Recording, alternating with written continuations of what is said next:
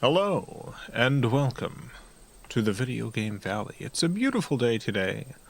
A perfect, crisp 72 degrees out. You won't believe it. You simply will not believe your ears, perhaps your eyes, all of your various sensory apparatuses. You won't believe them. But this is the 2000th and 500th stream of the Video Game Valley. That's right. 2500th, it's here at last. Finally. The 2500th stream. Gonna be playing some Sega Saturn games again. I know it was just Sega Saturn Day, but, you know, it is my favorite console. So I thought, you know, why not play even more Sega Saturn? How's everyone doing today? Hope you're doing okay. Hope things are going well for you. Went back and watched the first stream recently and was shocked that the temperature was 71 degrees. I think it was 73, but then I reanalyzed it and it was 72. Like, I forgot if it was during the first stream that I reanalyzed the temperature. You've seen it more recently than I have, though, so maybe it was 71. But it got changed very quickly. I didn't have a thermometer in the valley at the time. 73, that's right. Yeah, I thought it felt around 73, but it turns out it was 72 degrees. Hope everyone's doing well today.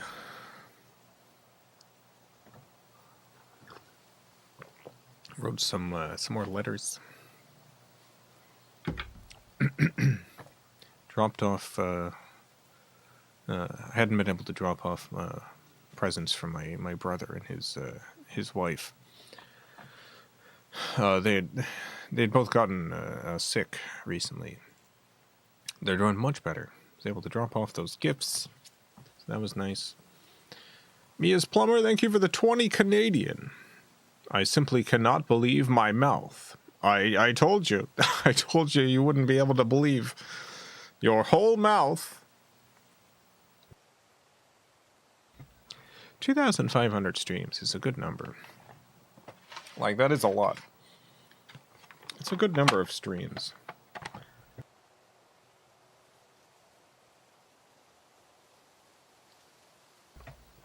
Hard to do that number of anything. Got the box right here. For the first game we're going to be playing, Robo Pit. I had a lot of fun playing Robo Pit.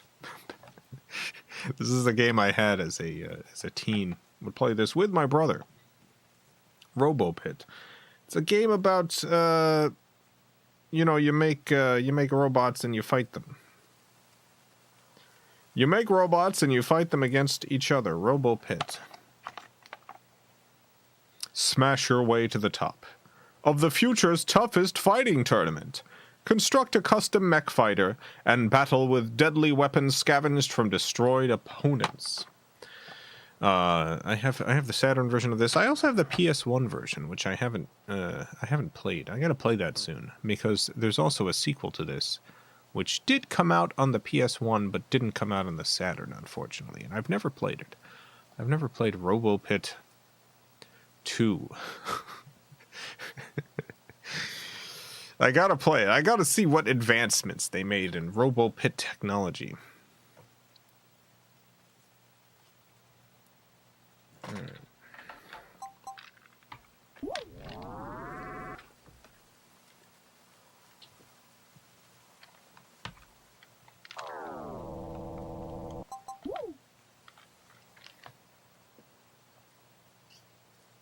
If I remember correctly, this was such a fun, creative game. It is a fun game.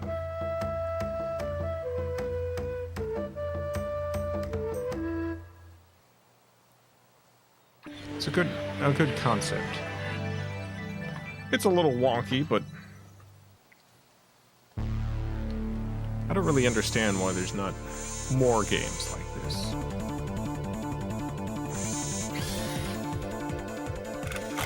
Wow. That ray tracing. There's some rays being traced here. Alright.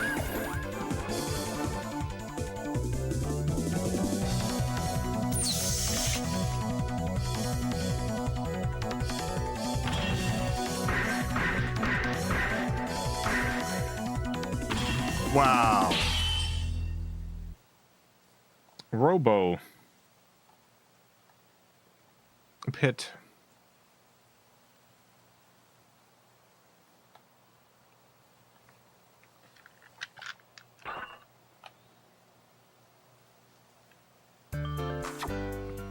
Welcome to Robot Plant. Alright, so the first thing we need to do is make our robot.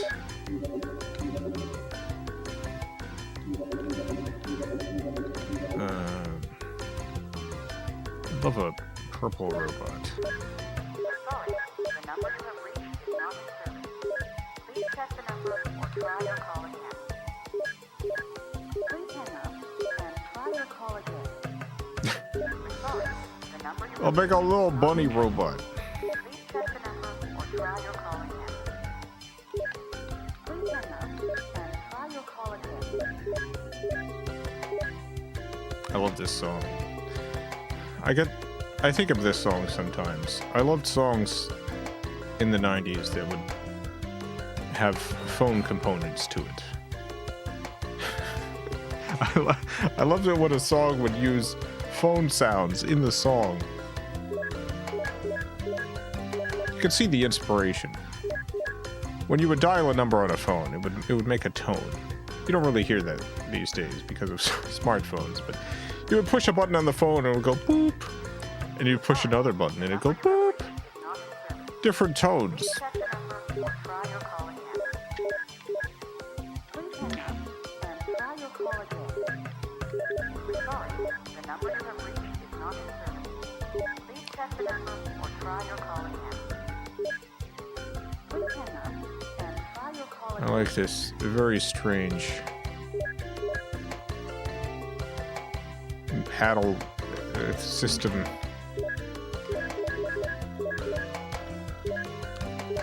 Let's see, I want...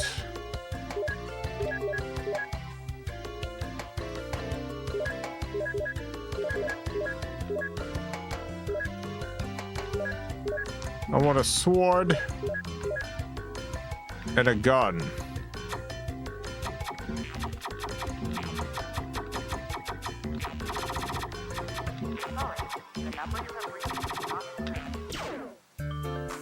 Alright, we got our robot, our first robot.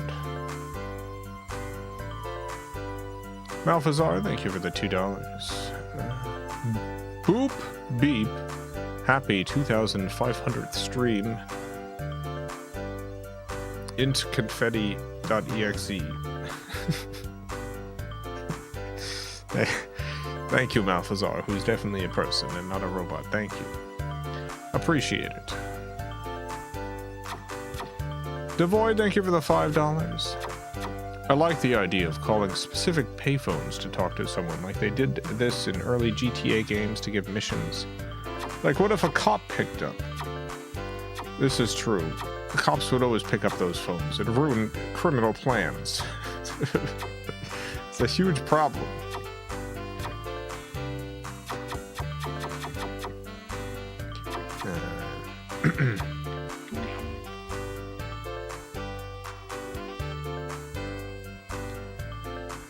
I called people on payphones a few times when payphones were around. It was mostly from school, like if I needed to call my mother for some reason.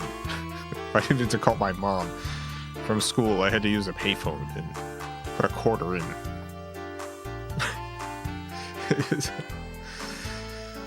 Did that a few times. Brad, thank you for the $9.99. Just discovered a compilation of 1950s Jim Henson puppet commercials for Wilkins Coffee. There's a puppet that unalives or threatens to unalive another puppet for not trying Wilkins Coffee. Yeah, those are pretty wild.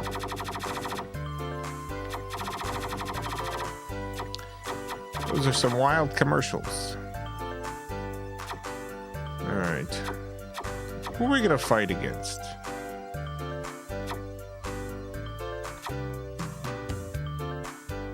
Oh my god, rot in bot.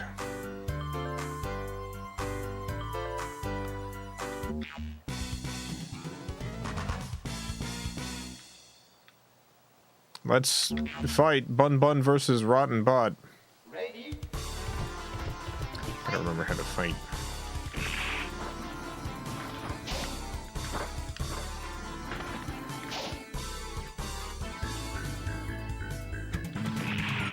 I should change the controls if possible.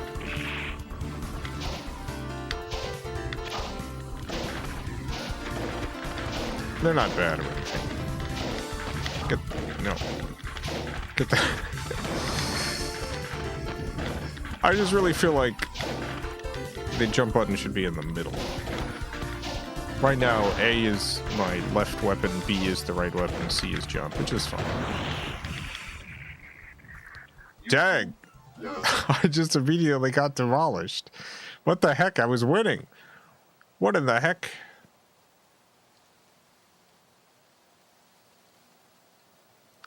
I lost my sword and my gun.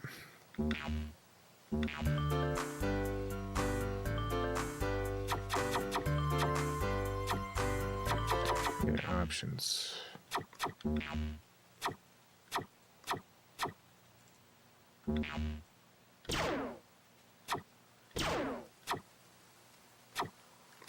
Okay, I can't actually change that. That's fine.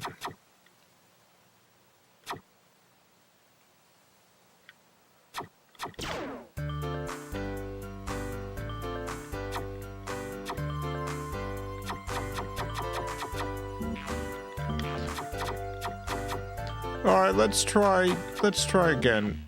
We'll fight against Speedy this time. Ready? Love your videos so much. Thanks for all the laughs. Glad you like them. Release new stuff every month. Hope you continue to enjoy the stuff.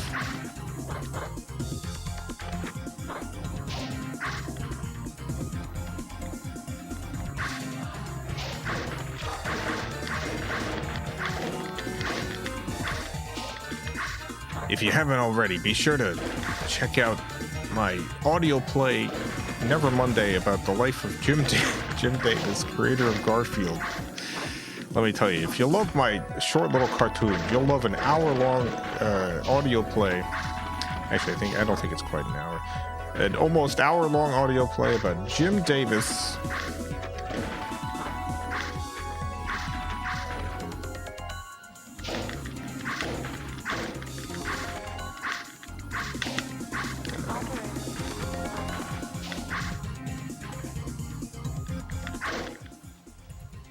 I did it.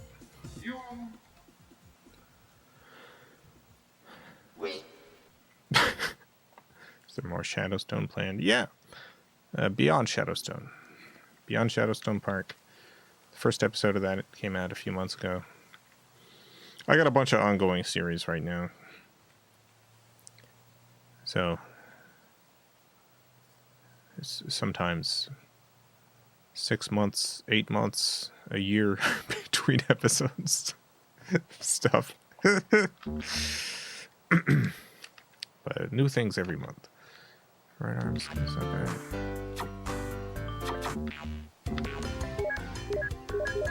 We did lose a sword, which is too bad. We got this. This really knocks our speed down, but what are you gonna do?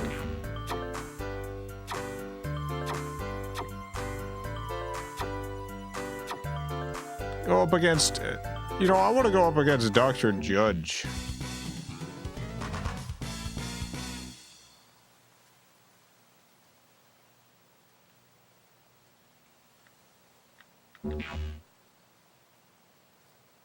Ready?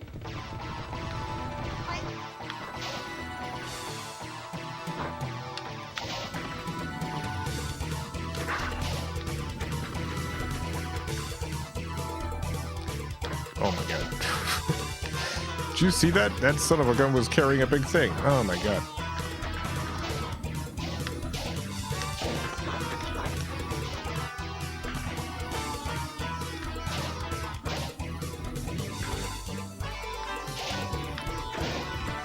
I'm having a hard time hitting this jerk.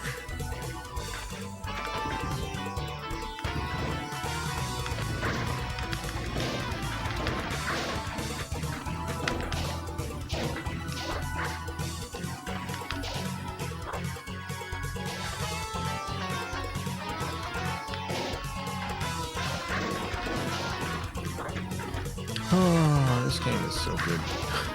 Sorry, just playing it again. I'm like, you know, it's very wonky. This isn't like set up in a way that's extremely balanced or anything. But there's something about the fact that it is unbalanced and very wonky that genuinely, for me at least, makes it very compelling to play.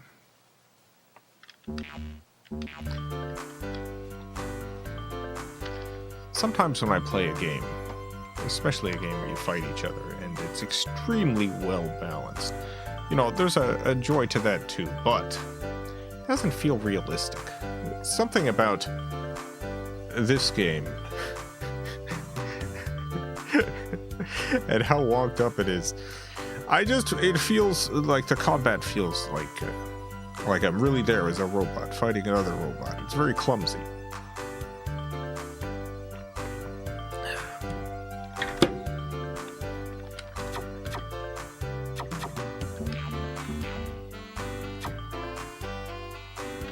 Fight Haley.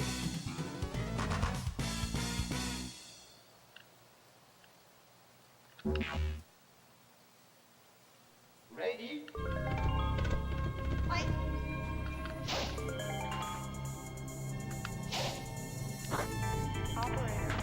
Operator. I do love the music in this game.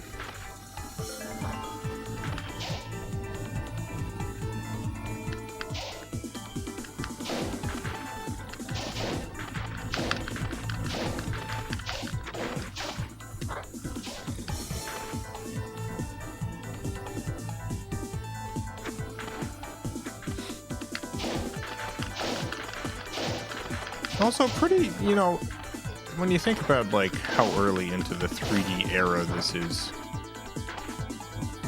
giving the player this much customization over their fighters.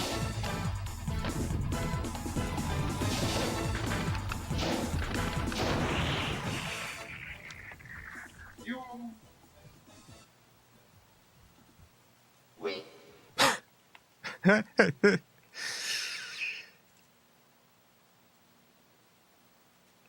Got a boomerang and a heavy hammer. Nice. I like you just steal your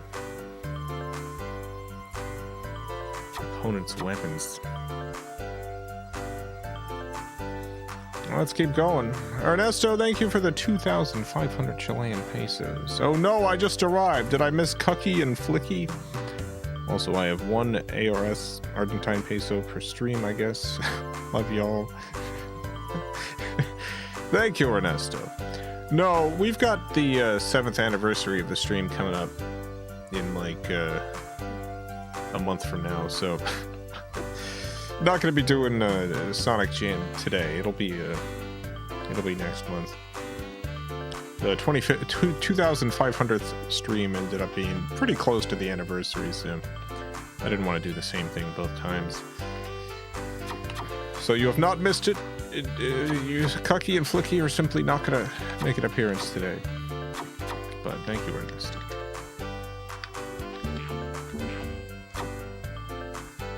Taxiderm. You said Chilean pesos. Oh my god, I did say Chilean pesos. Apologize. Why did I? ARS, Chilean pesos. That's what it stands for. Argentinian pesos. Thank you.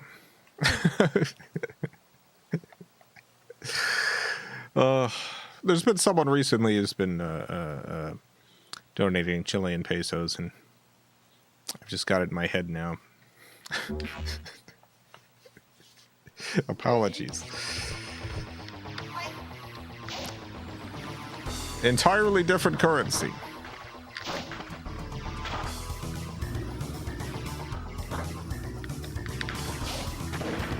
Philip, yeah. Philip.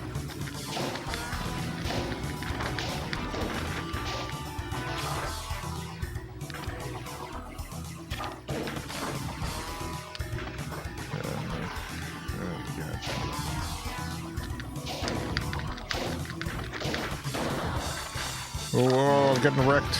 No.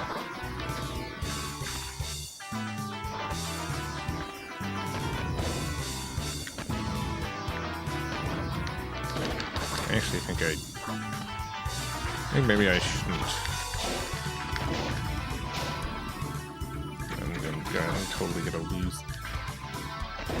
No. No.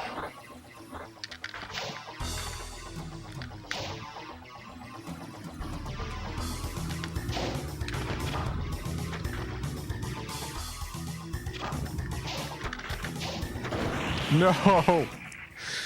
Destroyed. Patrick, thank you for the $2. 2,500. Wowzers. That is bananas. Gee whiz, a golly. Oh, I lost my katana. Yeah, it's a lot of streams. It's hundreds, thousands even. It's a good number. Sorry, the number you have reached is not in service. Please check the number or try your call again. Let's use the lance, Sorry. the boomerang.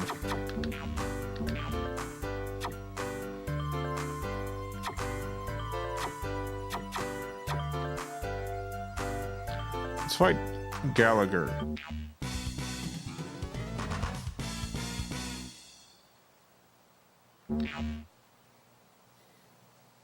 Ready?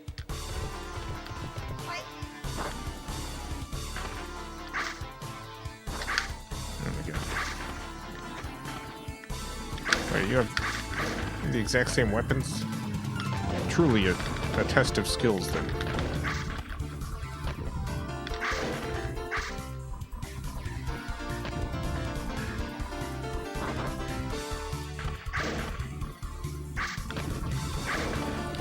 Oh, God.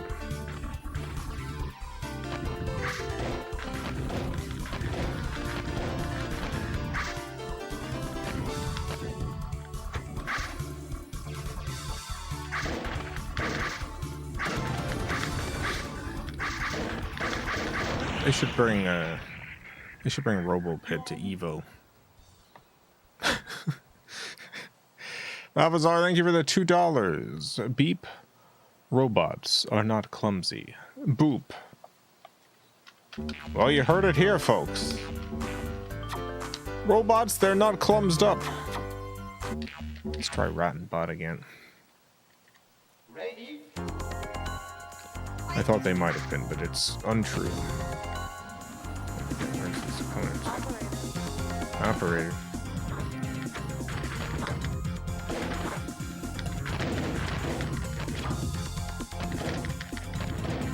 Get him.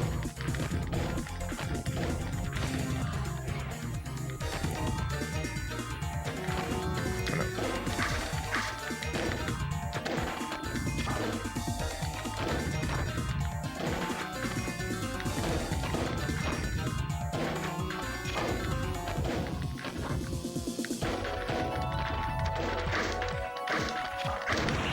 I got him.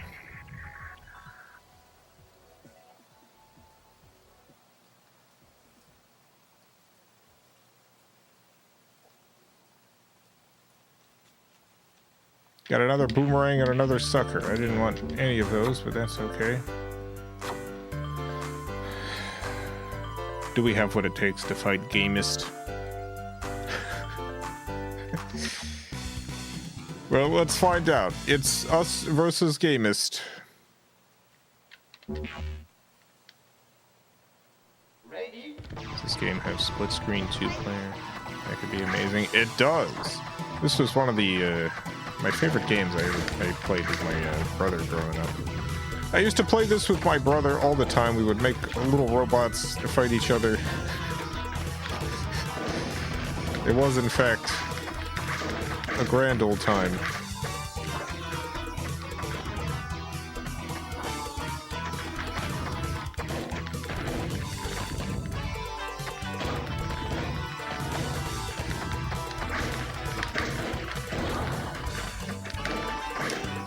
One thing that's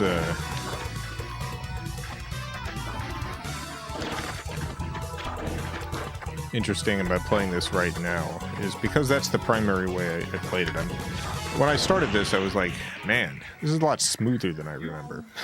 Like the actual fighting gameplay. But this is so much smoother than I recall it being. And I'm like, oh yeah, no, when you play 2-player, it cuts the frame rate in half.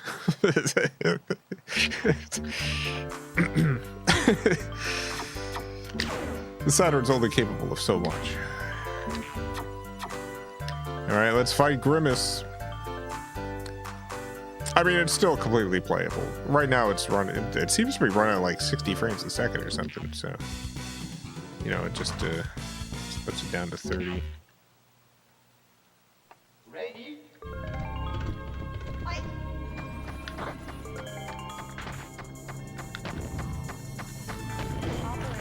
Grimace.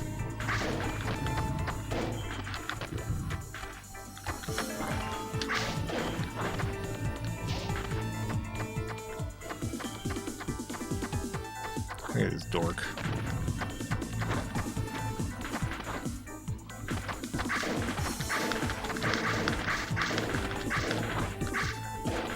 I want your sword. Give me your sword.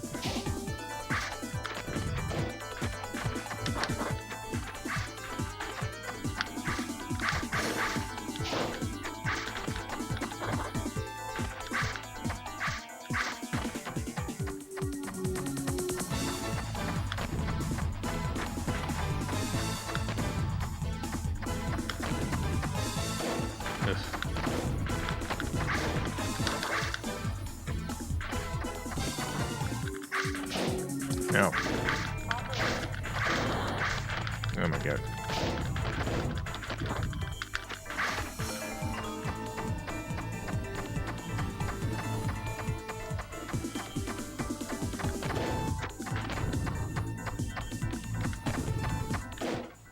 Got him. You. Wait. You.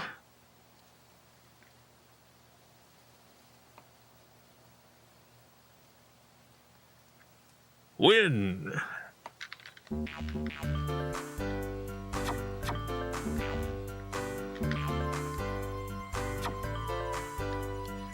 That's Simon. Oh no, I want to fight Mojo. Us versus Mojo.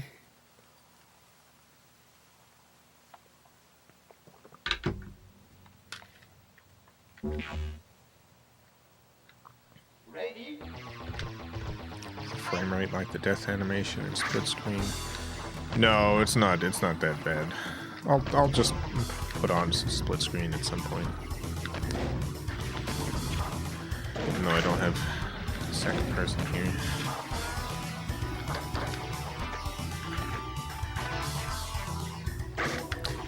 I've been thinking about playing multiple games today, but maybe I'll just do Robo Pit. I forgot how much I love playing Robo Pit.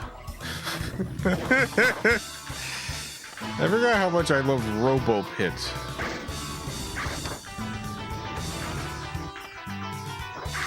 I did invite Scuffy to play today, but Scuffy wasn't up to streaming. You. One day. Wait. One day. This was absolutely my favorite game as a child. It is extremely good, yes. Played so much of it with my brother. Earthkill! No, we gotta get rid of this Earthkill.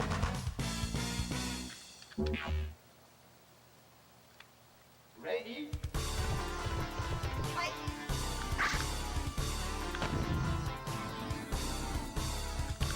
Kill the Earth, are you? Oh my god, that was a double jump. I wasn't expecting that. Oh.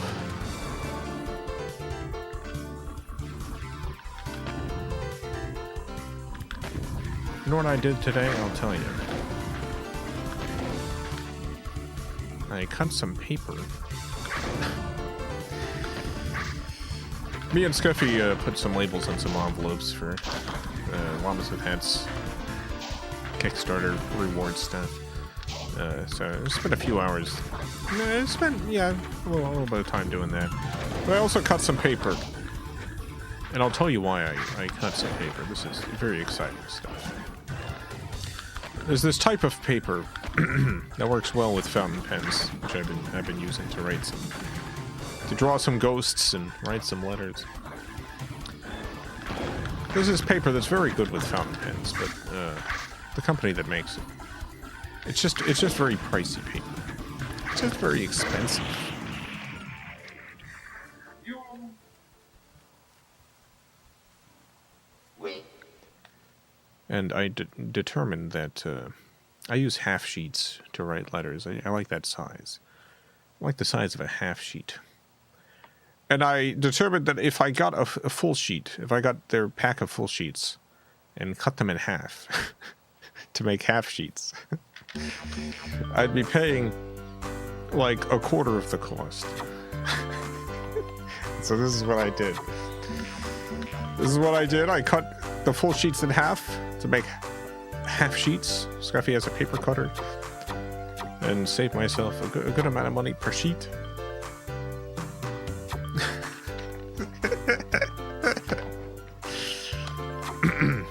Painbot.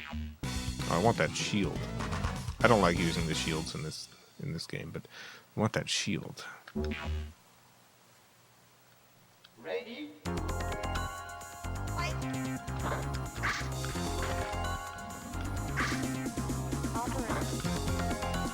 The operator.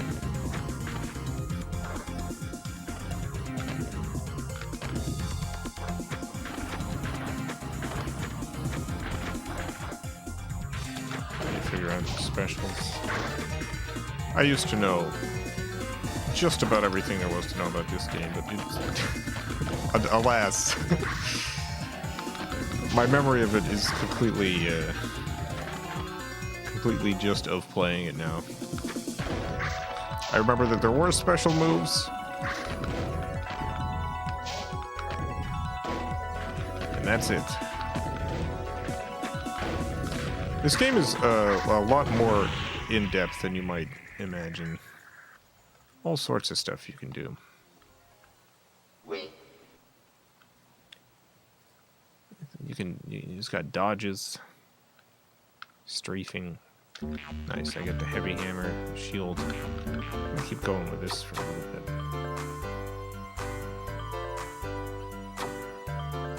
Let's fight Bebop. What pen and ink do you use? I've been using a lot of different pens and inks. I got a bunch of different inks. Right now, I guess I'll say the most recent ink I used was California Teal by Monteverde.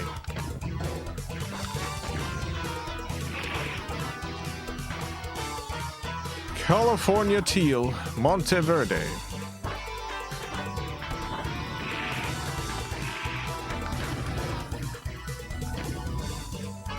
I had that just in a Pilot Metropolitan.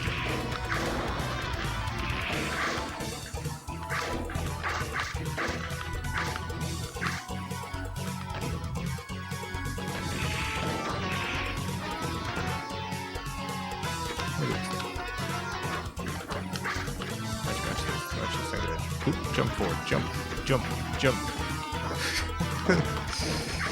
Jump. Strafing. You. Wait.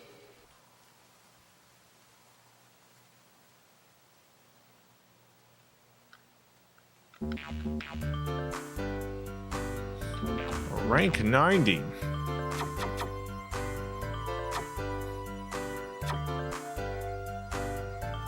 Let's fight Belfry.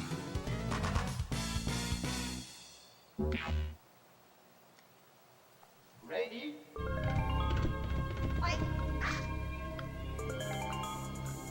Oh yeah, you can block attacks. You can also change the camera perspective. If you're not super into first person, can watch the action like this.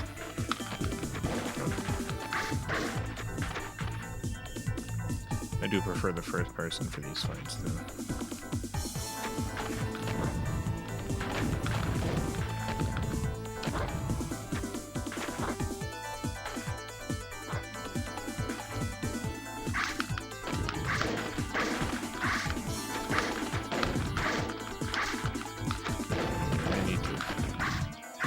I need to get a better right-hand weapon. This was always one of my least favorite weapons. I don't really know why I've kept it for so long. Other than the fact that, you know, I've been doing alright.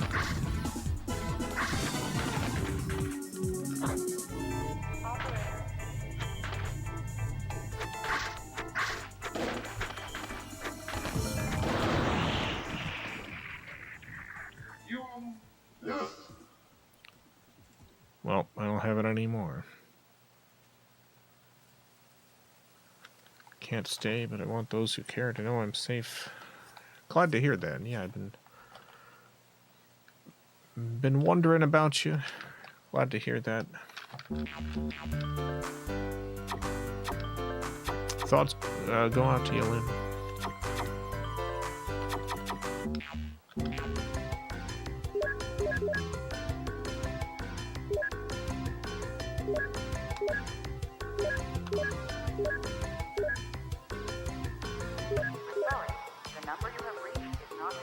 Big mouth. Big mouth, baby. Big mouth. Big mouth.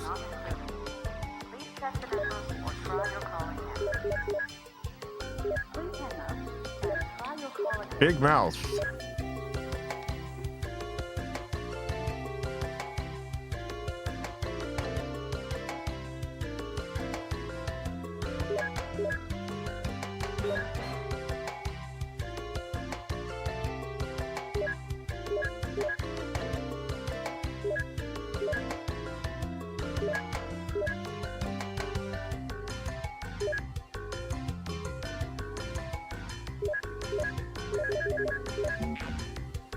I think I gotta pick that. Now to use your special. I do not remember the specials. I know there's like... I know there's more than one special. I think there's one special that all the robots can do. And then some other specials. I used to know all of it. I simply cannot recall literally anything. I don't know what the buttons are to activate my special. Never gotten a rank 1. Oh yeah, I mean, when I played this as a kid, I probably put like 1,000 hours into this game or something. Me and my brother. Assassin.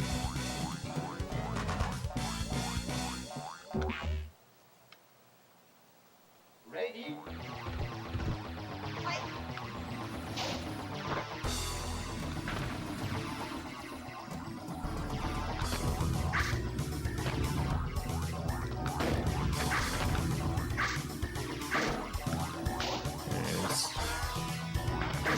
It's not doing a lot of damage.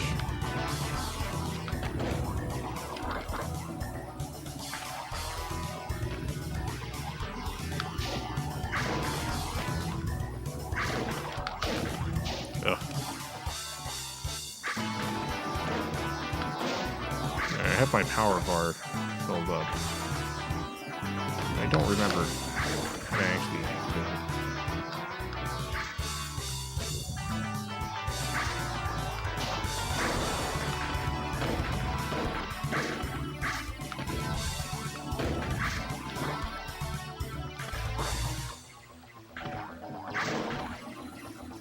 Stop.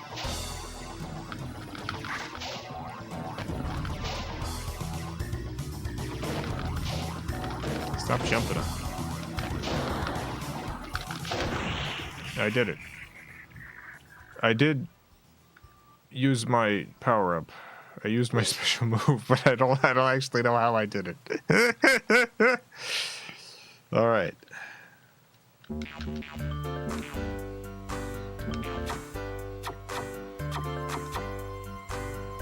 Twiggy. Ready?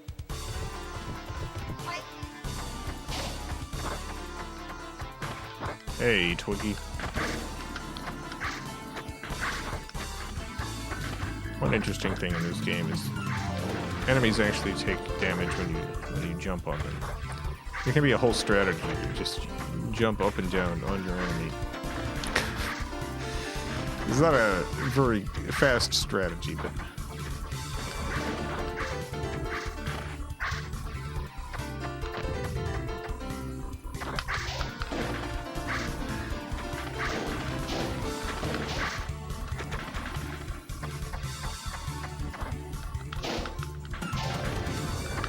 that was a good hit. What's the name of this game? Robo Pit.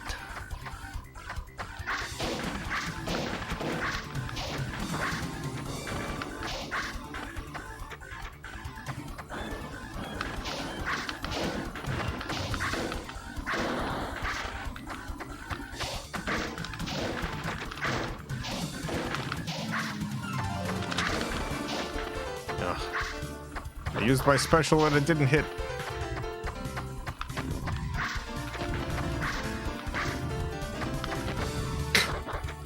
Son of a gun.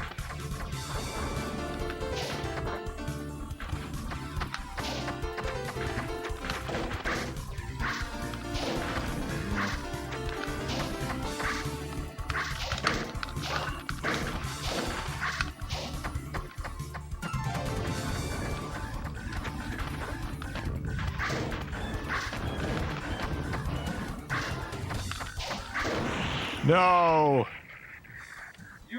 My katana!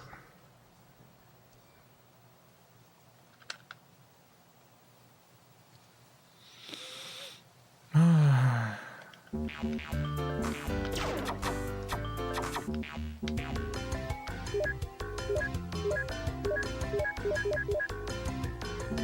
try the lance.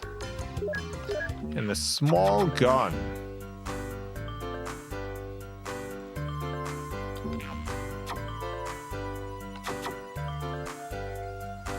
Fight against Edith.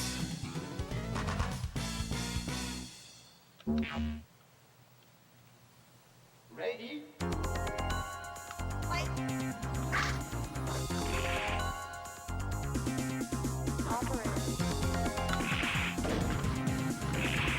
Yeah, small gun's not very good. Hey, Edith.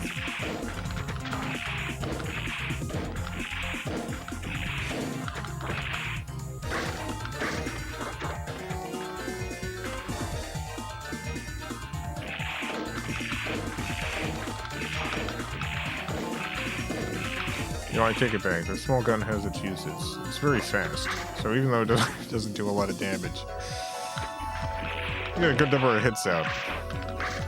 You only got 6 more, but that's fine. You don't need an infinite number.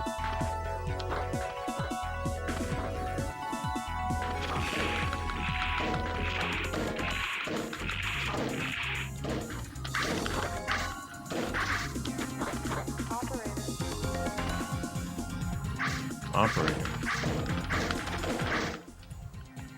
Can you still talk to an operator? This is, you know, this is the sort of thing where I assume the answer is no, but I don't actually know. If you pick up a landline phone and you dial 0, will you get an honest to God live operator? For those of you who don't know, and this was like even before my time. The way phones used to work is you would pick up a phone and there would be a human being on the other end who is not the person you were calling. So you would just pick up a phone and instead of dialing a number, you would reach a switchboard with a person and you would tell them who you would like to call. And that person would rearrange the physical wires on the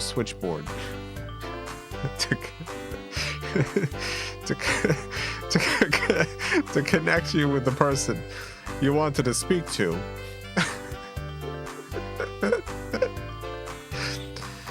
As this technology changed, as you just got like numbers that you could dial and automatically be connected, the switchboard operator became a less common job, but you could still dial the number 0 when you picked up a phone and get an operator who could then look up numbers for you. So, you know, if you didn't know the number of someone or some place, a business or whatever, you could dial 0 and you'd get a human being who'd connect you where you needed to go. But, you know, when I was growing up, we had phone books and the internet. It was the very early days of the internet, but still. So I've never called an operator myself. I wonder if they still exist.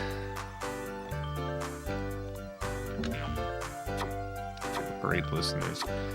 Yeah, there was this whole people were very paranoid about the operators, because the switchboard operators, when it was like a physical thing, they could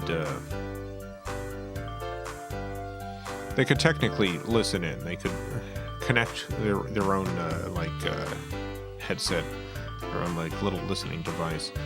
They could tap themselves into your line and overhear what you said. Pompadour. Here we go. AT&T discontinued operator service January 1st, 2023.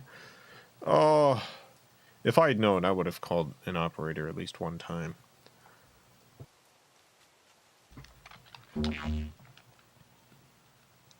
Some phone carriers still do operators. I gotta figure out which ones. I need to talk to an operator before they're all gone.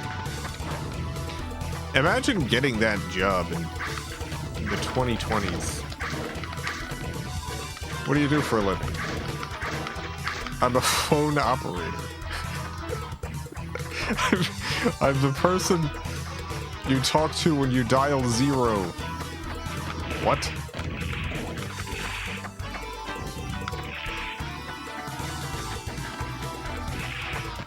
That must be a real weird job at this point.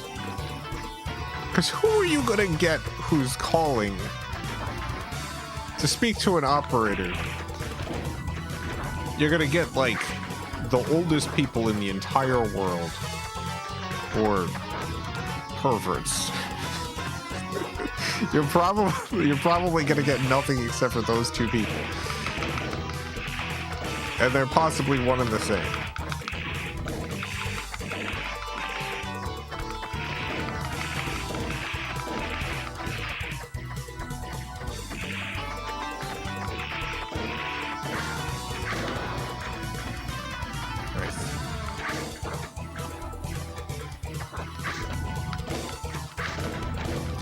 Hospitals have internal ones.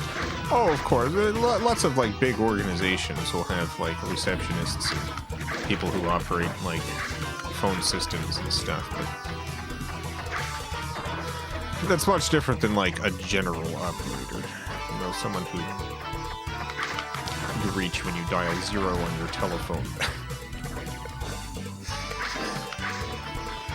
I wonder if there's gotta be like interviews and stuff with people who do that in modern times.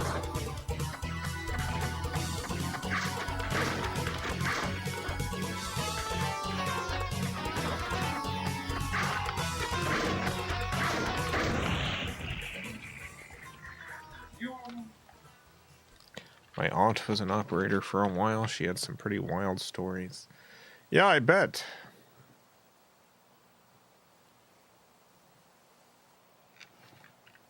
I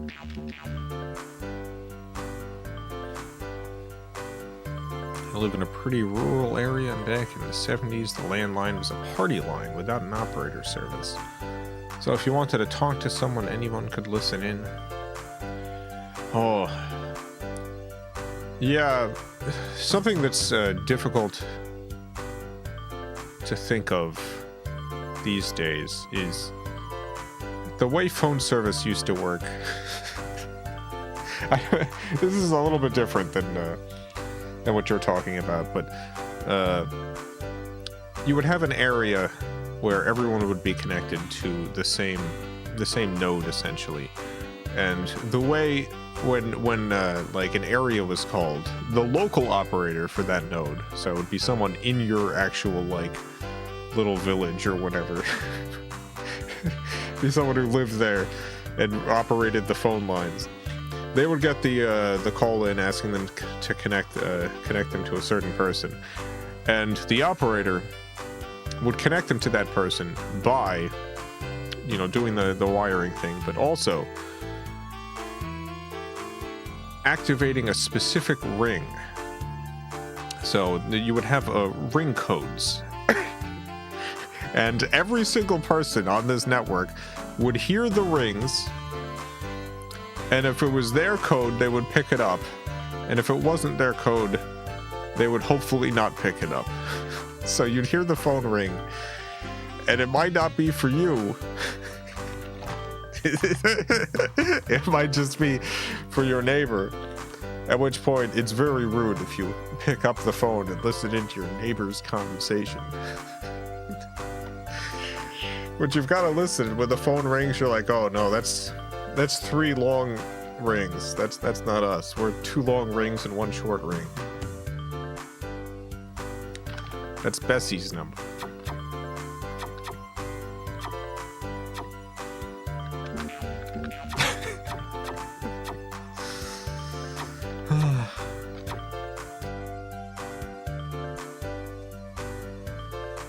Somebody who knows you.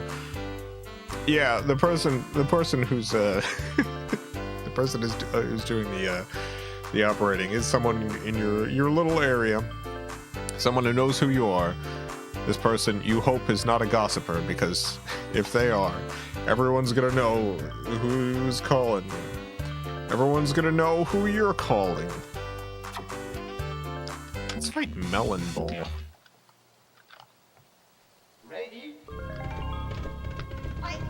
This all sounds absolutely absurd today, but, you know, this is the price you paid for the new technology.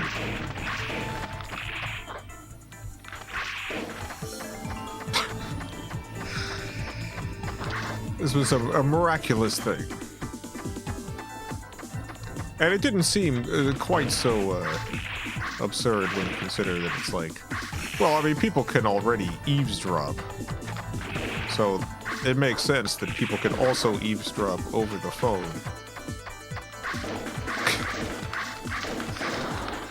Why would they not be able to?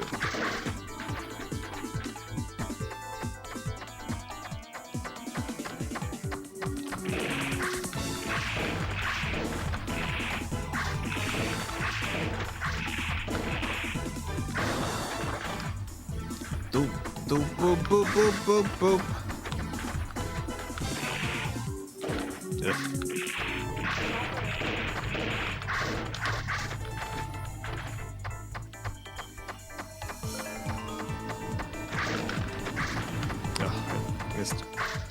Missed. Yeah, so the special move, at least that I can do right now, is the double forward and attack.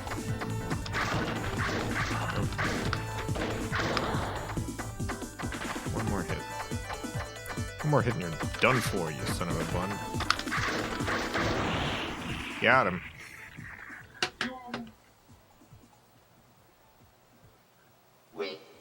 Here, the local lines used to cross over a lot, so you would hear other calls while in a call. So it was creepy sounding. Oh, man. You know what's really weird? I don't know how this happened, but there was a period of time when, and this was like 5 years ago, so not all that long ago. 5 years ago, I would talk to my mom on my iPhone. This was like an iPhone 11, I think. Or an X. Oh, iPhone 10 or 11. On AT&T. Sometimes when I would call someone from upstairs, and only from upstairs, I would hear other conversations on my phone. Another conversation would drift in, and I have no idea how this could have possibly happened. Somehow, my iPhone, I don't, like, lines getting crossed and stuff when there's physical lines. That makes a kind of sense. That makes sense to me. I understand how that happened. I don't understand how it happens with, like, cell phone signals. But it would.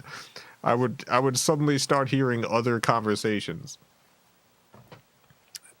Deeply weird. Well, we're half of the way through the stream. We do have a birthday to celebrate today.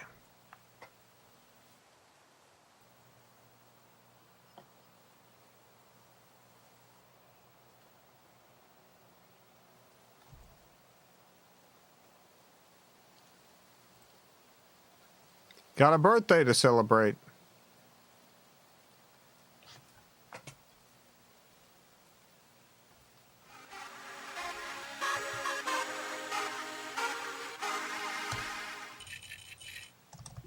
It's Ash's birthday. Happy birthday, Ash.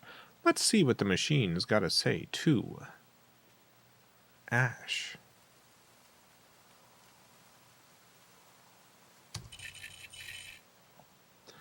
Okay, let's see if it ends up being 2.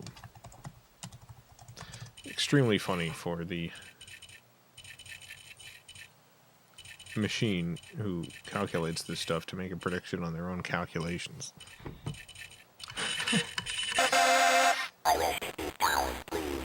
Alright, data's been calculated. Let's fill out your birth fate card. What's your luck number for the year? Birthday machine guesses it's 2.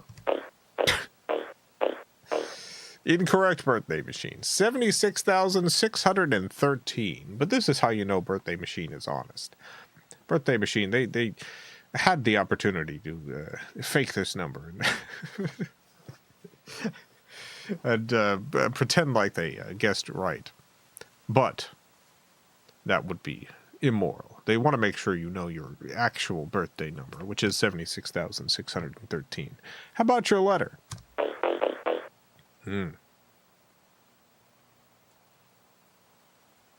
I like it. I like this one. This one's interesting. I feel like I could do without that one line in the right. I feel like without that one line in the right, it's a perfect letter, aesthetically. How's the weather? Very thick. Any of this hatch an egg? No. Got a joke, everyone. Gather round to hear a joke and to laugh together. Why did the golden dancer threaten the rich archer? Why did the golden dancer threaten the rich archer? In case the enemy, who is actually a swan, even as it corrupts them. Oh. Birthday machine has looked to the stars to determine if your friend constellation is the foolish alligator. Your enemy star, it's Alpha Leo, number 1348. Has there been a cosmic event? No. Gather round, everyone. It's time to sing. To who? To Ash, of course. Join me if you can. Birthday happy for Ash. Birthday sweets baked for Ash. It's fine to have secrets. Bring blue juice for Ash. Happy find the truth, Ash. Grab a juice with our Ash. The fire, it will happen. It won't be long now. Hooray! Finally, we have a one-of-a-kind work of art created by the machine just for you, Ash. Here it is. Your one-of-a-kind work of art. I love you. I like it. It's a good piece. There's a little dog with a little bird friend. And a fruit of some sort. Happy birthday, Ash. I hope you have a wonderful, wonderful birthday. And many more.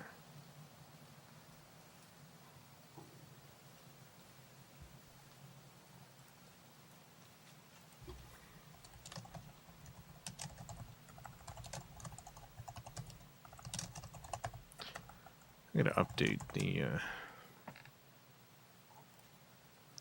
stream's title because I think I'm just gonna play Robo Pit today. I'm having a good time with Robo Pit. I kind of want to keep doing it.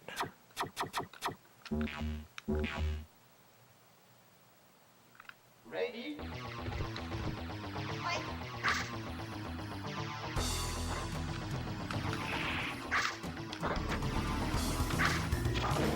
God, Slinky's really coming after me.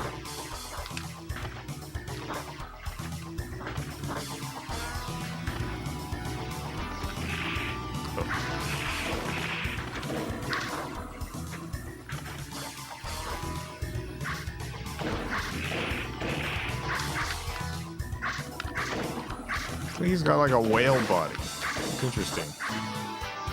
Alright, I really need to get my special attack off. Hey, Slinky. You son of a gun. Yes! Alright, it wasn't quite as good as I was hoping.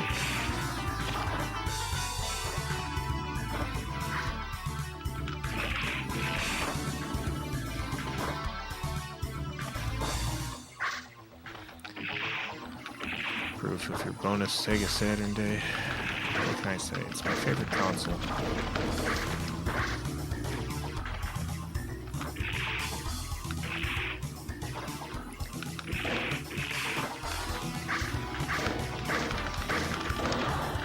Dang it. Well, two can play at that game.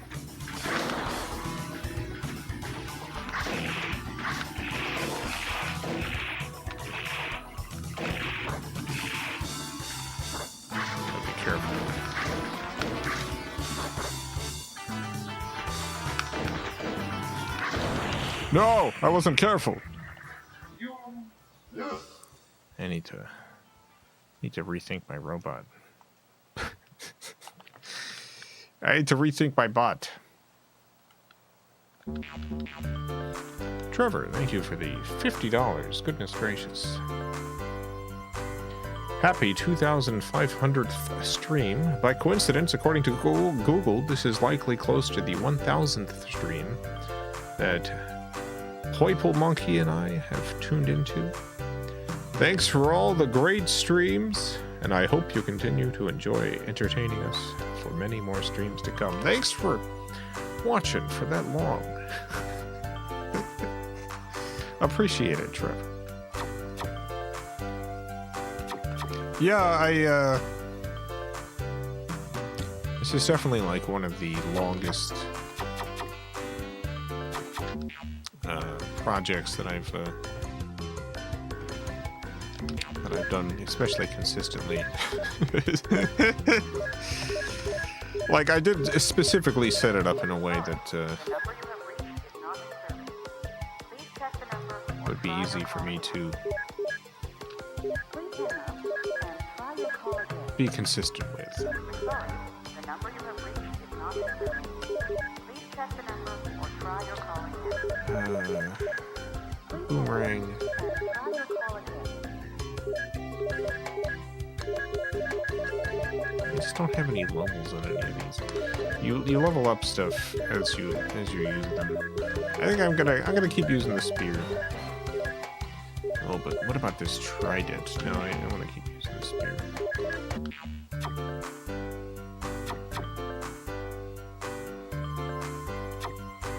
Did you find that out? Google will tell you how many times you go to a thing. I assume if Trevor's like just Google searching Video Game Valley or something, it might bring up the number. But yeah, I don't know.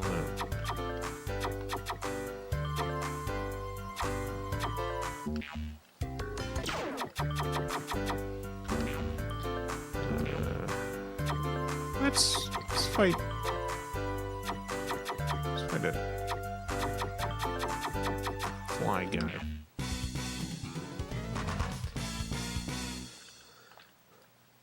Well, appreciate it, Trevor. Ready?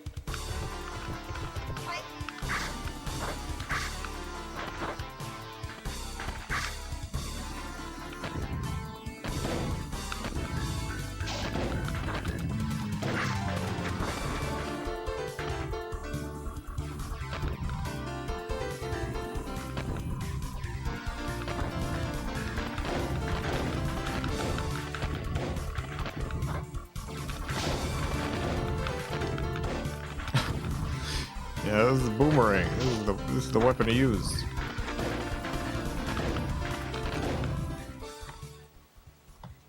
Got him.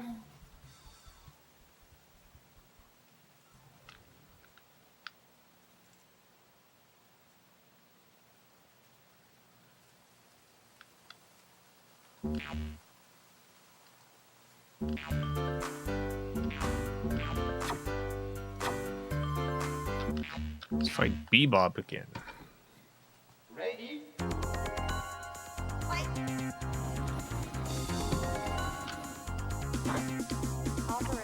Hey, Bebop. Hey, you goofball.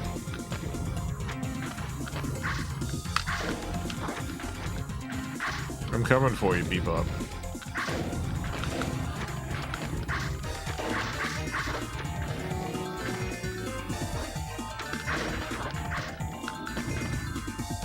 I'm gonna get you, Bebop. Why'd you get over here, Bebop? You old scamp.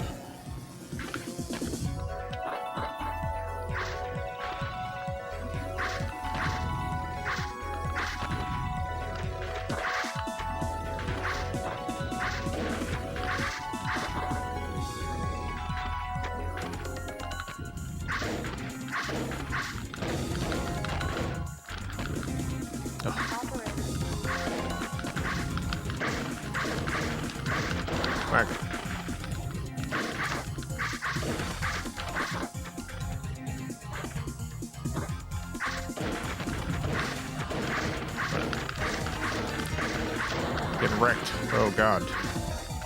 I was so far ahead. Alright. I did it. Wait.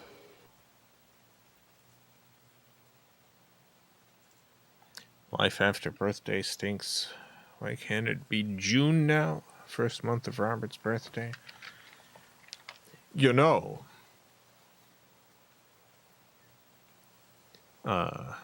In Australia, winter is summer, and summer is winter. So, why can't it be June now? why can't it be June? Months are a social construct to begin with.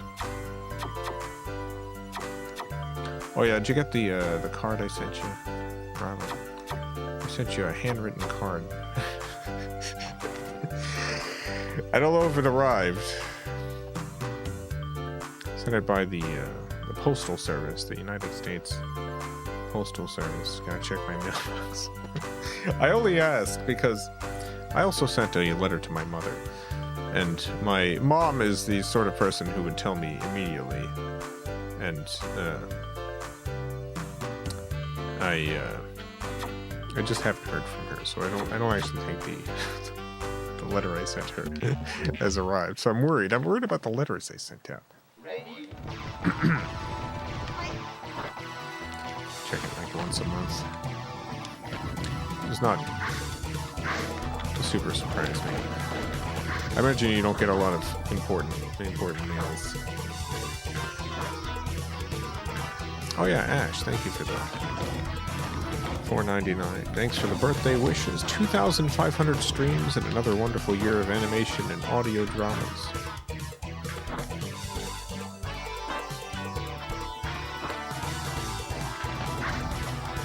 Happy birthday, Ash. I do hope you have a wonderful day. I hope many blessings happen somehow on this day. Supernatural blessings. Oh, I hope very strange things happen on this day for you. Very odd, peculiar things, but, you know, good ones.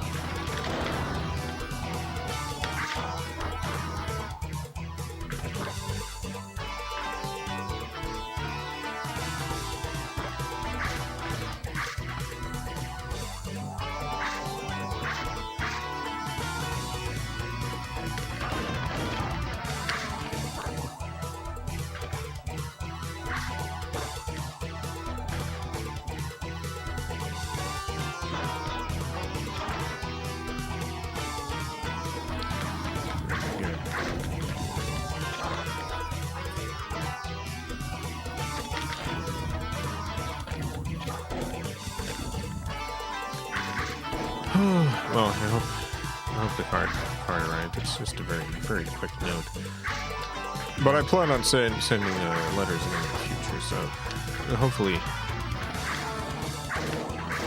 they arrive. I think it's very funny to send people physical letters in 2025, and we'll continue to do so.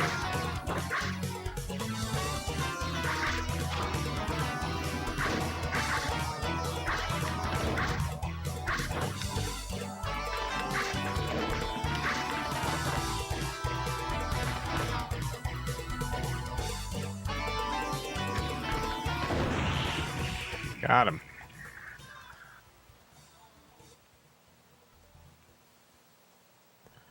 When a lot of famous writers have died, somehow all of the private letters that they sent to various people over the years have just been made public. So I made sure. Nothing I wrote in the letter couldn't be made public. It's literally only like 2 lines. But I plan on writing some very long letters at some point. Just extremely long letters that Robert will then feel compelled to read because they're handwritten. Well, I gotta read it. It's on this fancy paper.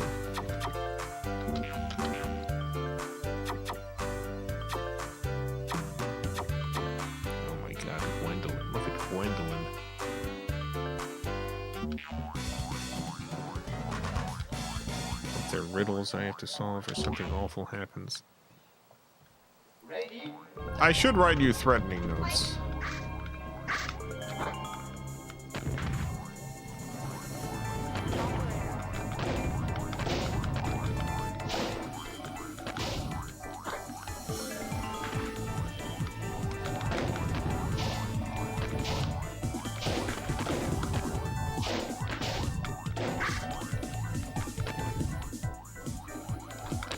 I gotta figure out more people to write letters to. I've got so much paper now. I've got so much letter writing paper. I've got a good amount of stationery. Gotta use it on something. I have the letter I'm planning to write to Pizza Hut. I still gotta write that up. It's a long one though, so.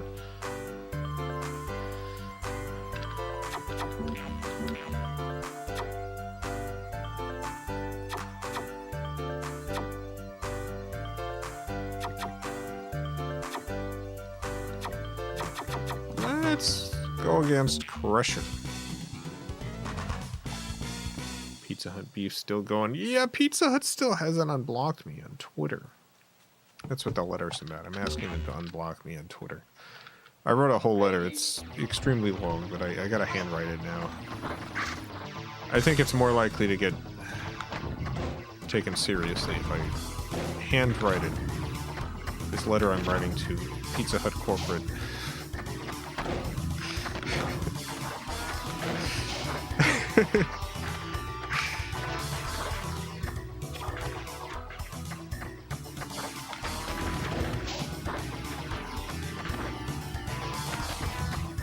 I finally figured out the paper that I'm using. This was the big holdup, actually. I needed the right paper.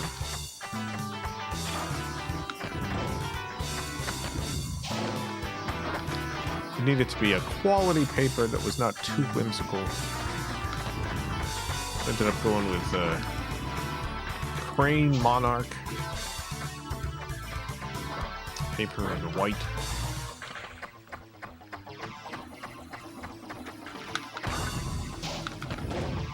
Crane and Co. Monarch. You.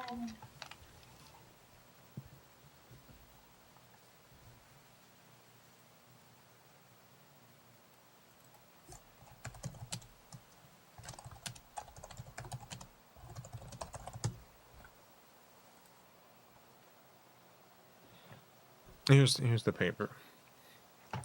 Pearl white Monarch sheet. Crane and Co.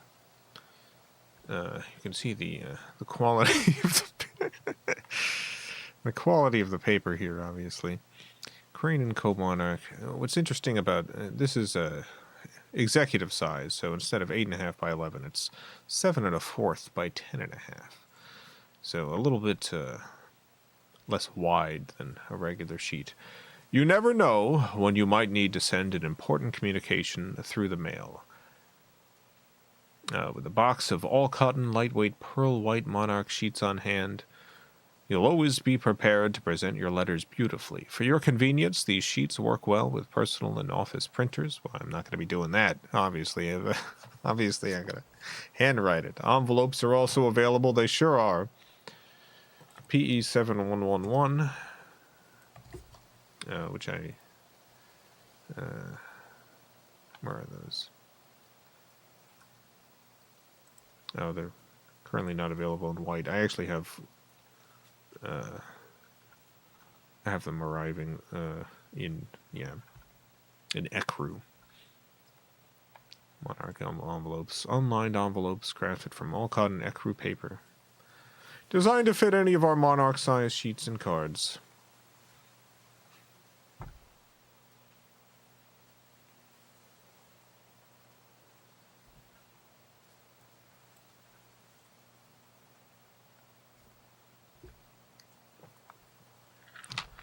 This is the paper I'm using for my Pizza Hut letter to Pizza Hut corporate.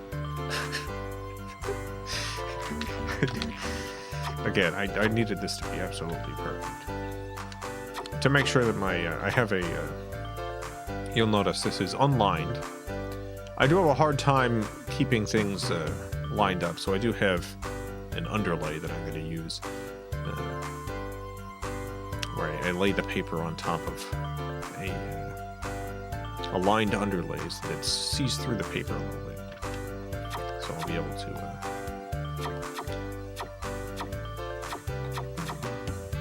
stay pretty even. Number 5. It's a big melon. Ready? Make sure a letter about. I'm asking Pizza Hut to unlock me on Twitter.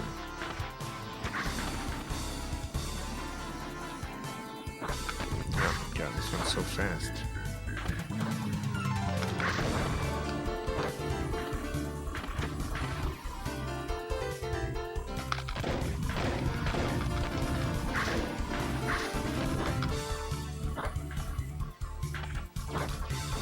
Big fan of those dotted notebooks myself. I never send a letter on dotted paper. Yeah, those are very good for note-taking. I use those for testing inks and for writing little notes and stuff. Big fan of the dots. Not enough letter runners use wax seals today. I do feel a little bit like I might be going too far with the wax seal.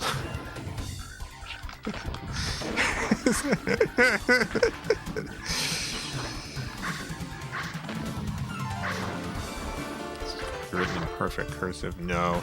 My handwriting's always been very bad, and it's been so long since I've used cursive. And I feel like a lot of people don't even necessarily know how to read cursive anymore. They don't teach it in schools. At least a number of American schools have stopped teaching it.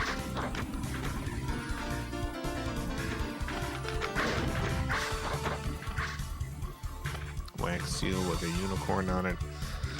When I was looking for various cards and stuff, I found some. There's a brand that makes a lot of Wait. Peter Popper Press. They make a lot of cards that I like. And they have a very good unicorn card. But I simply would not get it because of the association. It's just their unicorn cards. It is a very classy unicorn. It's beautiful. Beautiful unicorn, but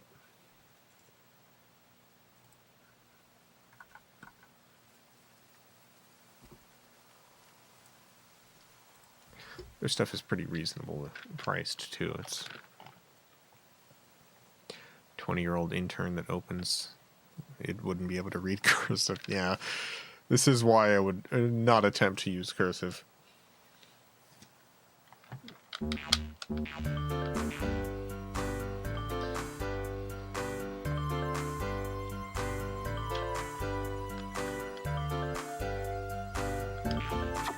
Rank 77 now. That's pretty good. Danger Man. Let's fight Danger Man.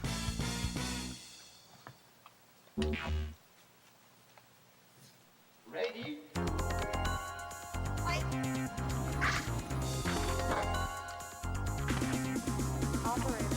I wish my handwriting was better, but I do have a lot of fine motor control problems with my hands. It's one of the reasons why my drawings look wonked up. I have some limitations.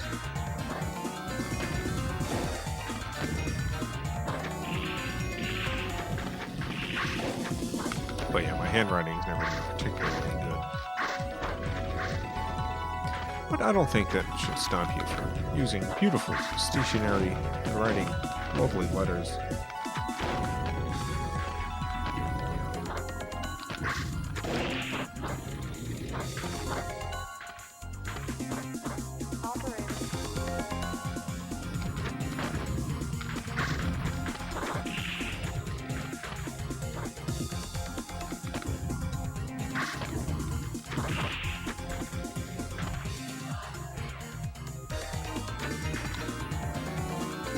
Awkward.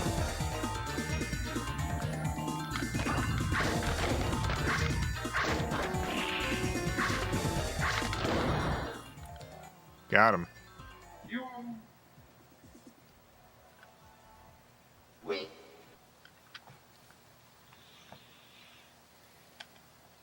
They don't really. I mean, my drawings don't look wonked up. They look a little wonked up. A lot of the art that I've done,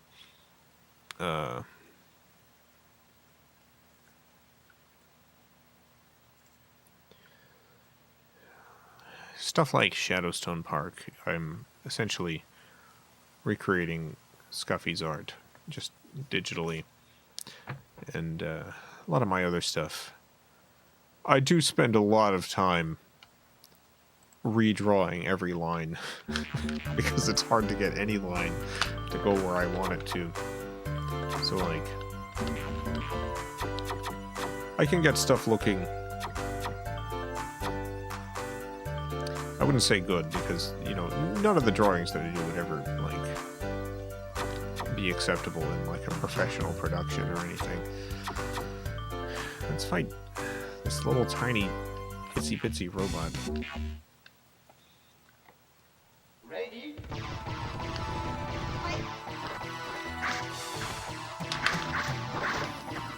I think that my drawings have character to them, which is important.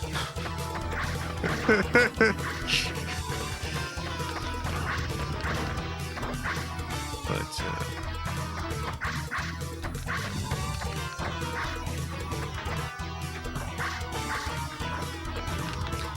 I understand I have limitations.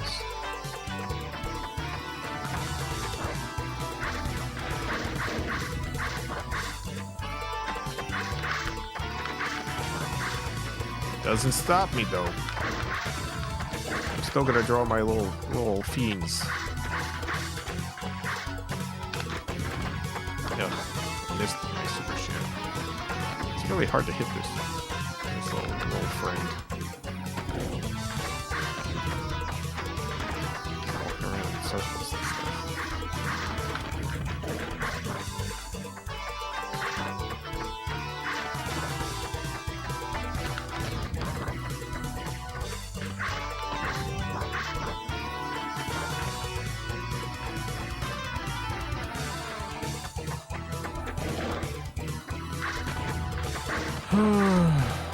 wondered if some of the drawings you've done for streams, specifically when you're drawing a video game character traced.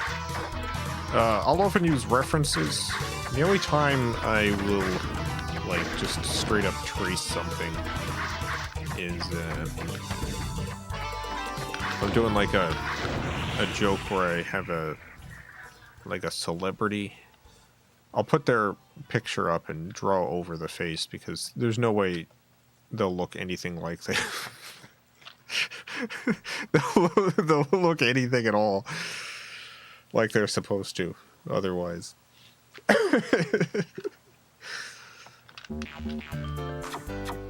But yeah, usually I'll just have the art up and I'll draw from that.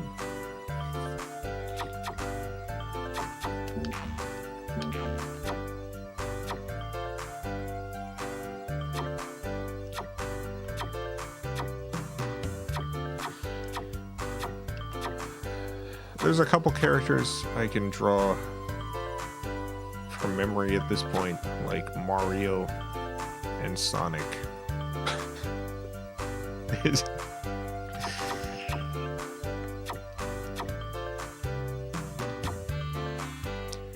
This Bigfoot, it just got one big foot. Ready? I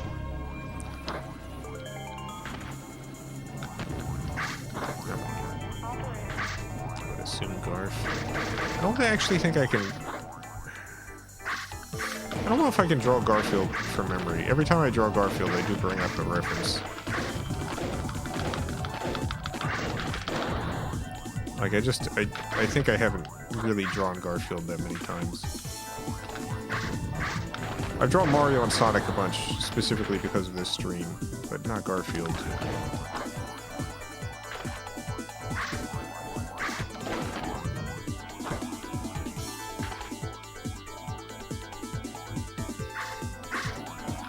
But yeah, I will bring up like art, use it as a reference, and by reference I mean I am attempting to recreate that exact pose.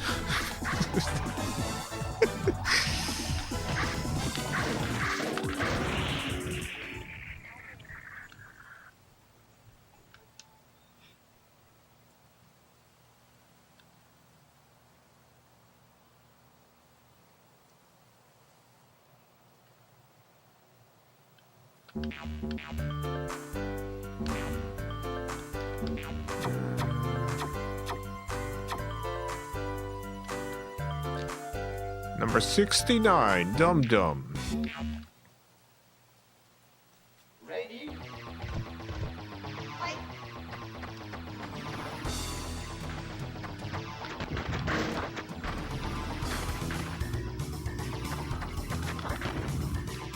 Dum Dum versus Bun Bun. Dum Dum versus Bun Bun.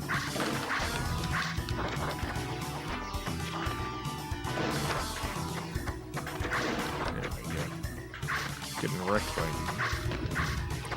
Dum Dum here.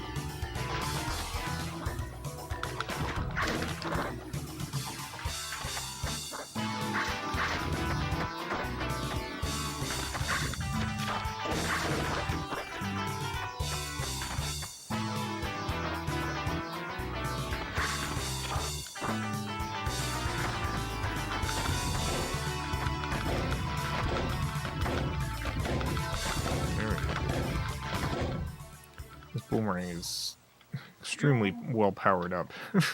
This boomerang's carrying me. This boomerang.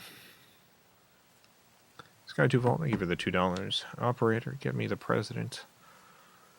Also, happy 2,500. Operator, I need to speak to the president of America.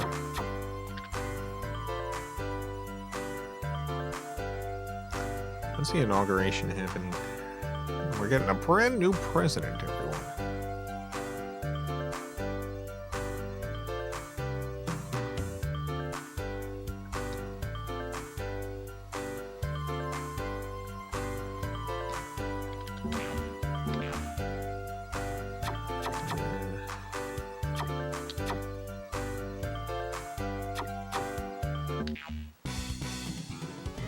Guileless. Guileless.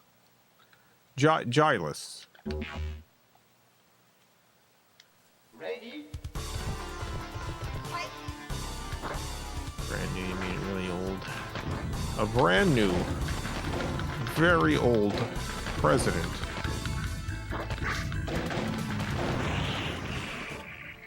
Man, wrecked.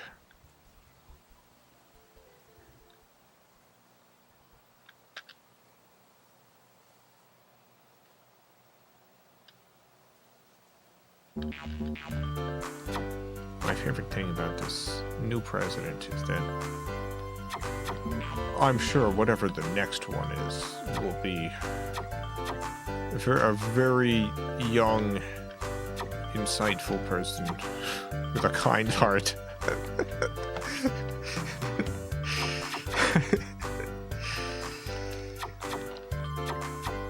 Alright. Will tell. Will tell. Ready?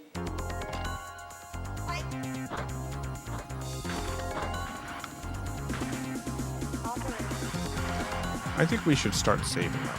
Saving up for a great president. You know, we've got a few years.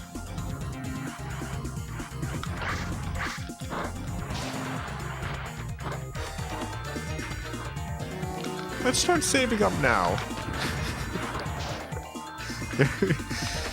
Start saving up. Let's get the best one we can.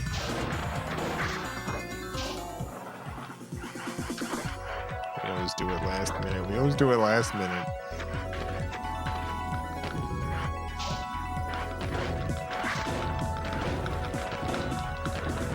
Ugh. Gotta watch out.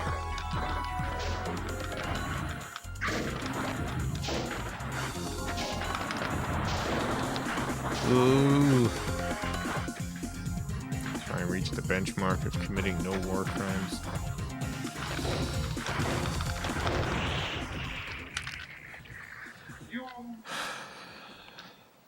It's weird that it's definitely too much to ask for a president not to commit war crimes.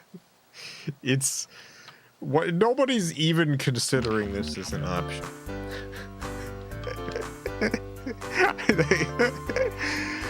There's really no chance.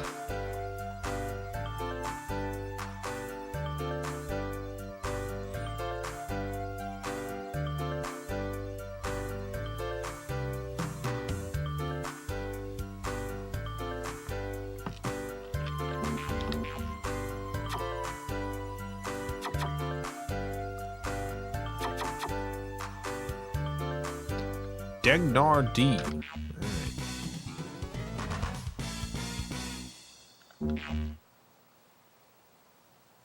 Ready?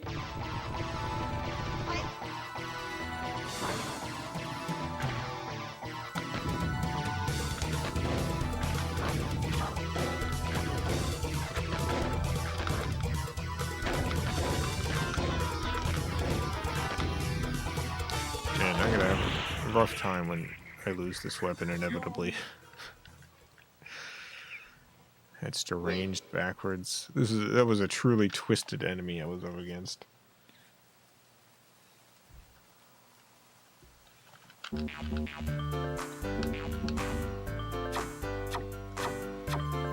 Put him up. Oh my god.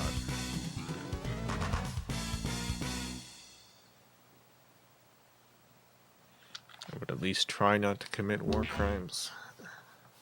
I would vote for Robert. You know what? I would vote Robert for president.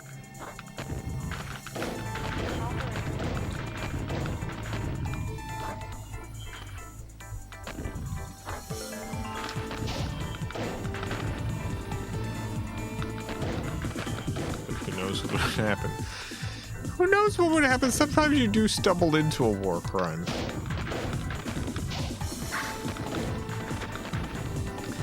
I actually think it's pretty hard to commit war crimes.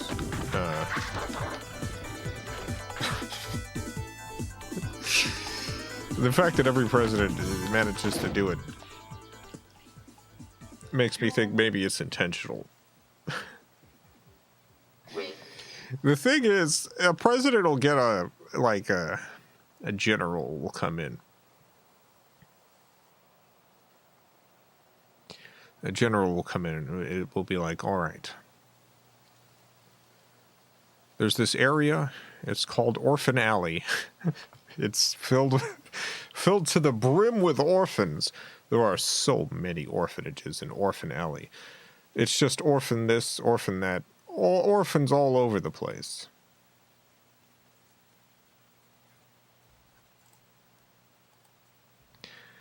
Now, there is a deadly terrorist known as Joe Terror. Joe Terror is hanging out in Orphan Alley. Now, what we can do is either send in a highly specialized SEAL Team 6 to gather intelligence and maybe lure the Joe Terror out of Orphan Alley, or... Now, I know this sounds extreme, but or... we can carpet bomb Orphan Alley and definitely kill Joe Terror. These are the two options. So, every president so far has decided to pick the carpet bombing Orphan Alley. And I'm starting to think... that maybe it's the wrong option, because a second thing happens after the carpet bombing, and that is some of the orphans do survive. And when they get older, they change their names to Joe Terror.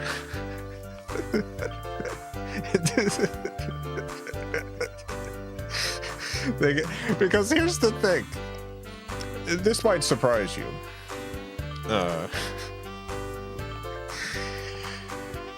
If, I don't know, the United States of America, for instance, carpet bombed and murdered my whole family, I would be a little angry about it.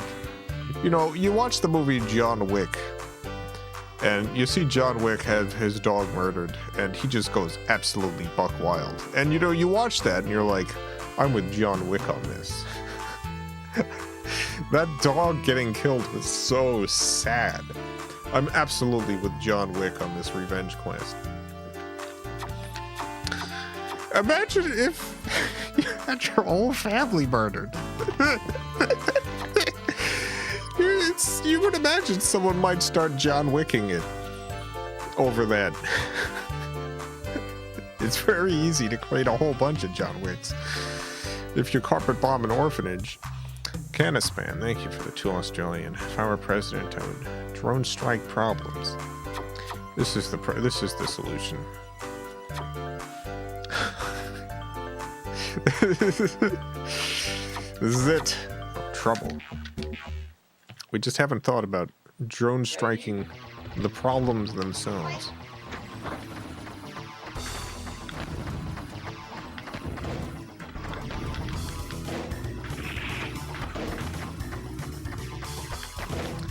I remember around the time of the Iraq War, there was a little bit of media coverage over the absolute scale of the civilian casualties that were happening.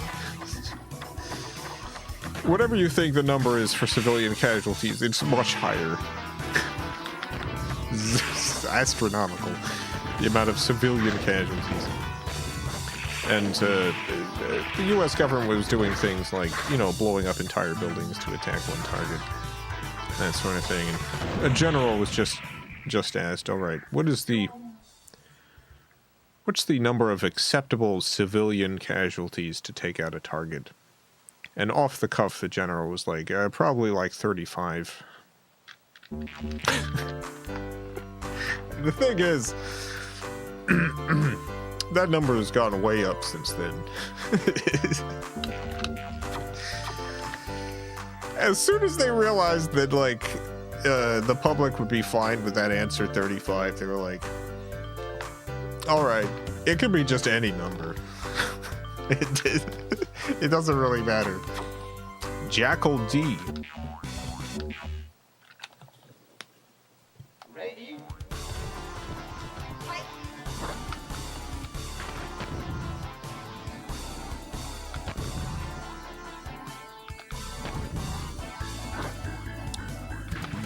So yeah, hard to commit a war crime. Very easy to not commit a war crime, but it does mean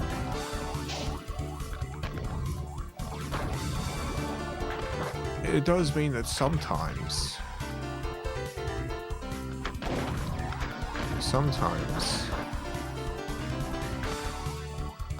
you have to allow large swaths of civilian populations to live in order to take a less direct route to taking out whatever target you want to hit.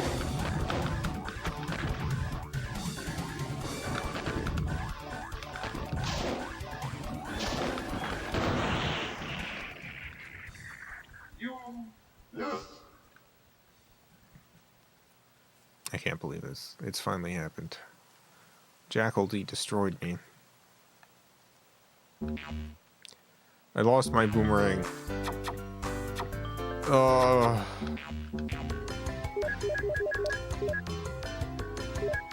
So, what am I even gonna use now? I don't have anything good. I'll get my big scythe out. Oh no, I still have a boomerang. Okay. I've got another boomerang. I guess my skill with it's still up, so that's good. Let's fight a lord. Let's put him up. Ready?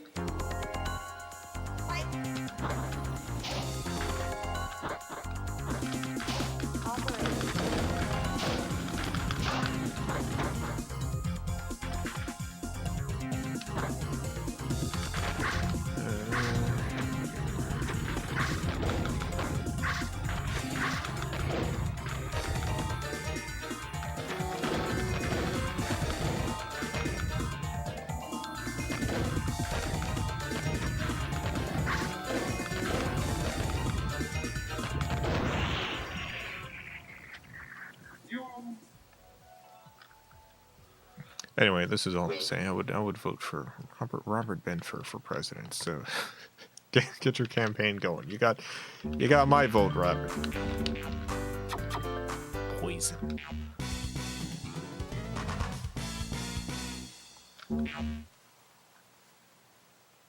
Ready?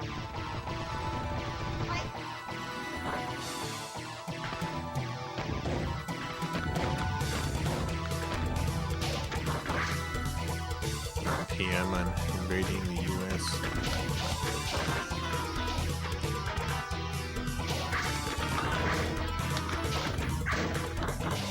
I feel like there's a number of countries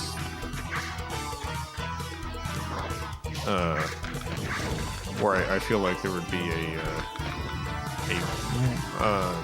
a sort of poetic justice to them invading the United States.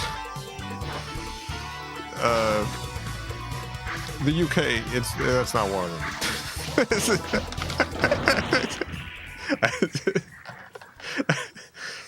I don't feel like that's one of the few countries that shouldn't necessarily be expanding its territory anymore. The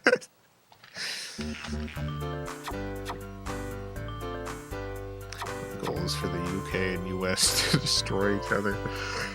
I can see that. Alright, I understand what you're going for now. Tex.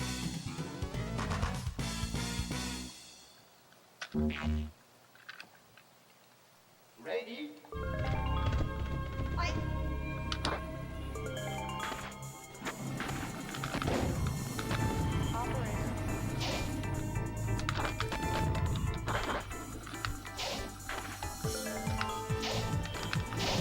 One of the absolute worst things that's happened in warfare is nuclear weapons, because it's created this situation in which countries that have tons of nuclear weapons. There's essentially no chance of them fighting each other anymore, because it does essentially mean the end of the entire world. And there's actually very few people who want that. And so, what's ended up happening is these countries are instead manipulating other countries to fight these battles on a global scale. And so you end up with just constant interference.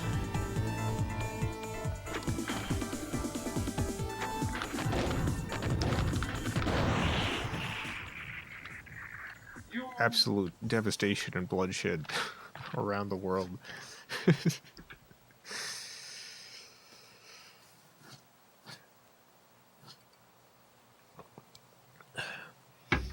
Lose sleep over that wiki page of lost nuclear weapons. How do you lose a nuclear weapon? You lose a nuclear weapon by having thousands and thousands of nuclear weapons. By just making too many of them. It's hard to lose one if you have like 3.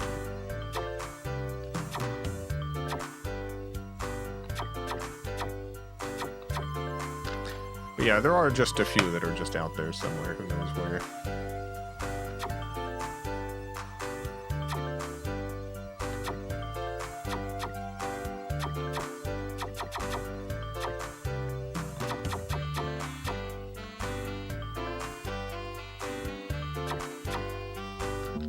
Buzz.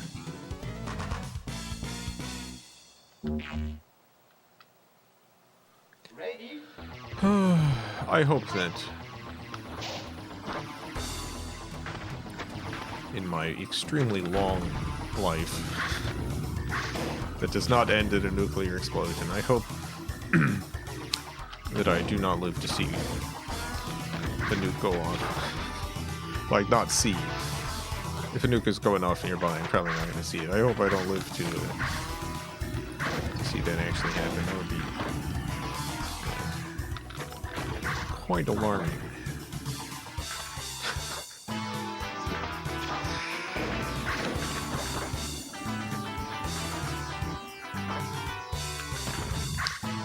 Wouldn't like that one bit.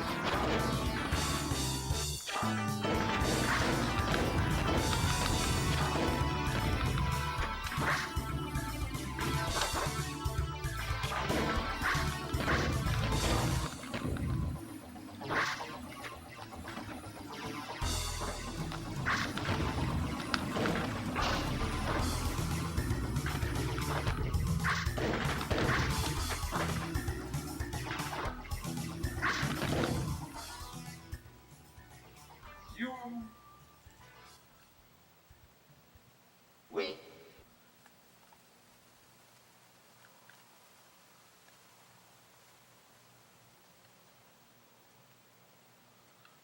Winner.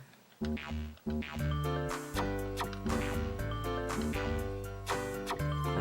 we're almost at the end of the stream. It's been a lot of fun conversations. 2,500 streams. Let's fight Sorbet. It looks like a little lemon.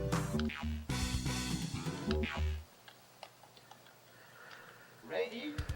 Thank you all for watching. It's a lot of streams.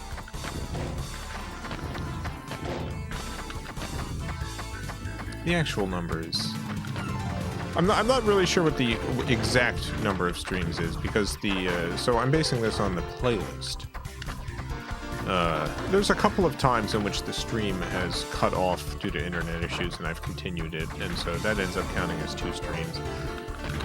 I did go through and count how many of those there were. There's about 17 or so.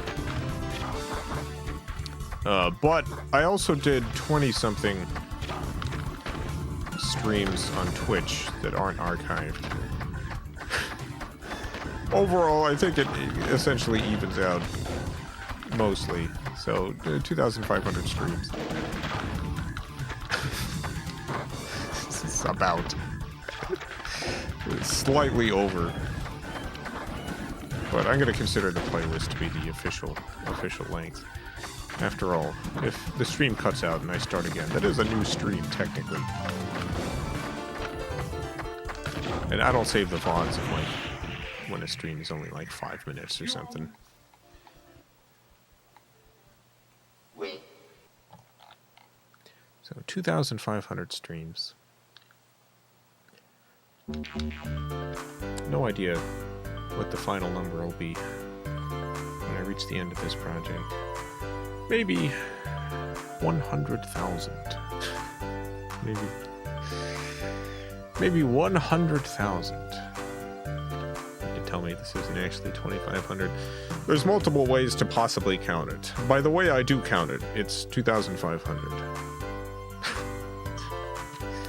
There's a way to count it in which it's 2,484. There's a way to count it in which it's 2,507 or 8. But the way I do count it, it's 2,500. This is the 2,500th stream.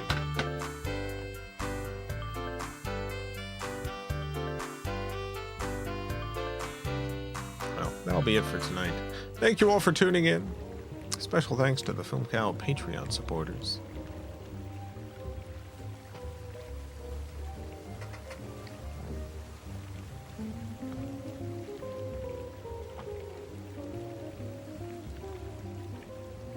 Pabon Stuff, thank you for the $20.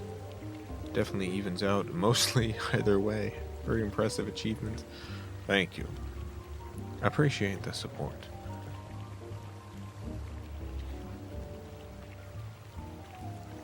2,500 streams. Tune in tomorrow for 2,501. Tony Hawk's Pro Skater and the Dreamcast, continuing that. Tony Hawk's Pro Skater on the Dreamcast. It's been a few weeks since we played that. Returning to it tomorrow.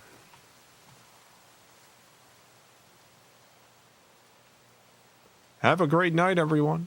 A great morning, afternoon, evening, whatever it is, wherever you are. Have a good one. Farewell, everyone. I love you all.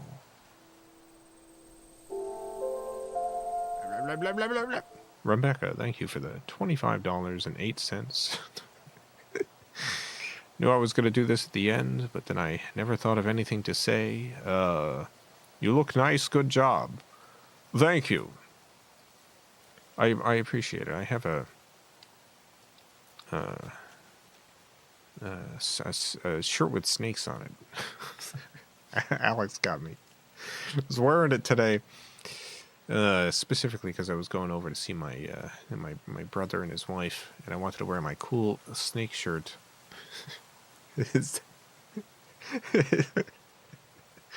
So thank you. I look pretty good. I have a fresh haircut. All right. Have a great night, everyone. Again, farewell.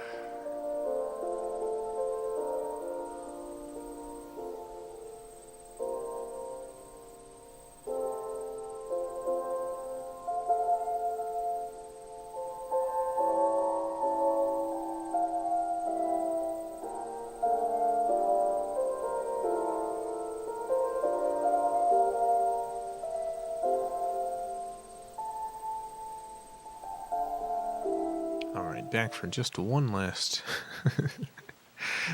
super chat. Scrambled Egg, thank you for the $1.99 British pounds. You made my overnight layover more bearable. Glad to have done that.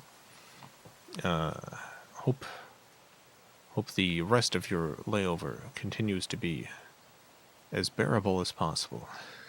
Farewell again. Thank you, Scrambled Eggs. Goodbye.